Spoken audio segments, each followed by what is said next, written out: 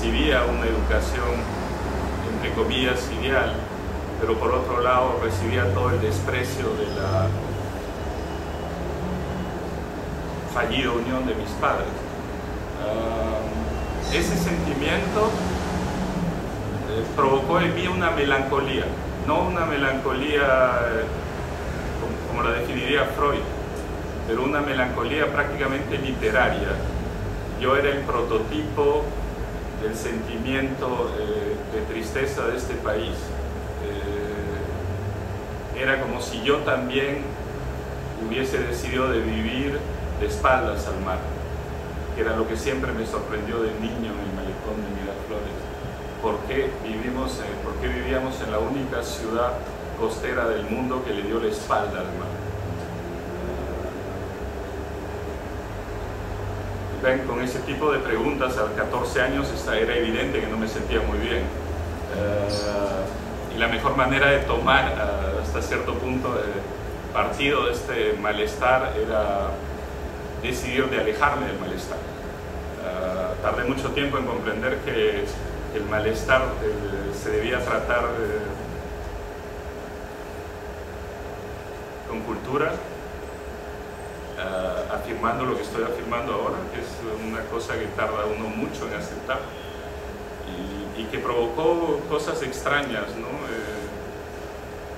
El hecho de haber sido muy buen estudiante, se lo decía José Carlos hace poco, yo tuve la suerte de hacer grandes universidades, pero tuve la mala suerte de haber pasado por ellas intentando ser un muy buen alumno, que lo era, pero sobre todo porque tenía la necesidad de probar que yo tenía el nivel de la gente que estaba ahí, porque en algunos lugares yo era el único latino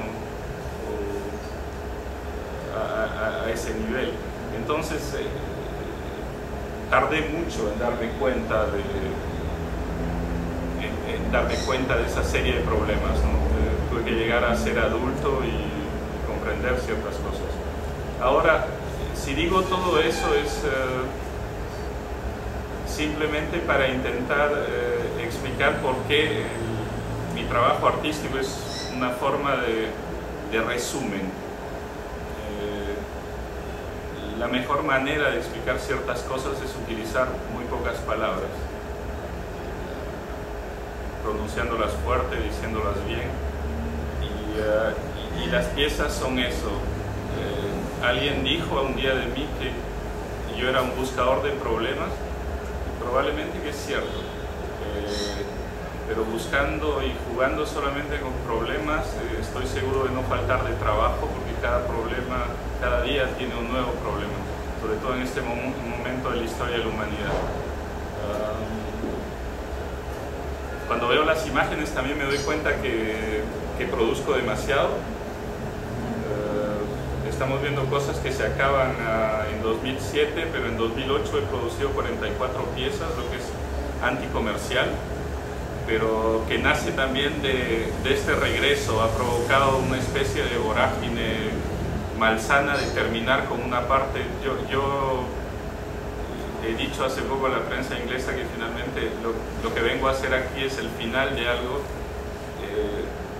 probablemente el final de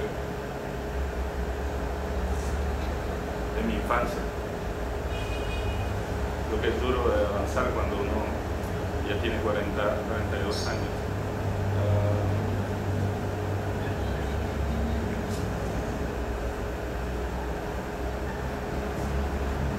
Esta pieza que me hizo conocer José Carlos se llama Breaking Icons, y yo daba golpes para matar al padre y mataba al abuelo, como llamo yo a la Mauta. Era una manera de decir, sin pretensión, que cuando alguien desea hacer un trabajo intelectual tiene que comenzar por matar el padre.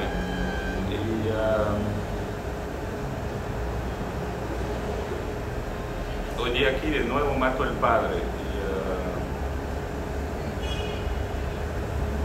y me afirmo como peruano. Paso la palabra a mi amigo para calmarme un poco. El otro peruano. Buenas noches. Bueno,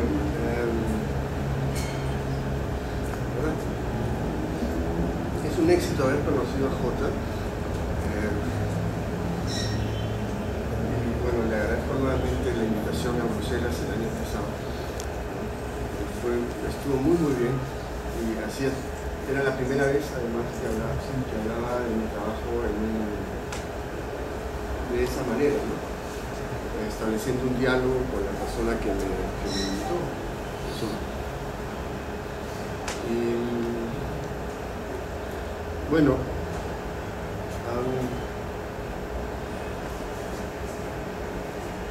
Jota ha dicho muchas cosas y es interesante porque de una manera también muy subjetiva, y claro, explicar un trabajo es, como dices, se puede hacer con pocas palabras, etc. Pero hay siempre un elemento subjetivo que queda de lado cuando generalmente se habla del trabajo, lo cual también es justificable, porque en fin hay que explicar el proceso, ¿no? Y hay que hacerlo así también para que se entienda de qué se trata, ¿no? Pero digamos todo lo que constituye el lado subjetivo, no subjetivista, pero subjetivo, la intencionalidad, ¿no es cierto? Son cosas importantes porque finalmente eso es lo que mueve, ¿no es cierto?, la creación. Uno hace cosas, claro, tiene ciertas ideas, se trata de alguna manera, no sé, generar quizás la reflexión, ¿no es cierto? Es siempre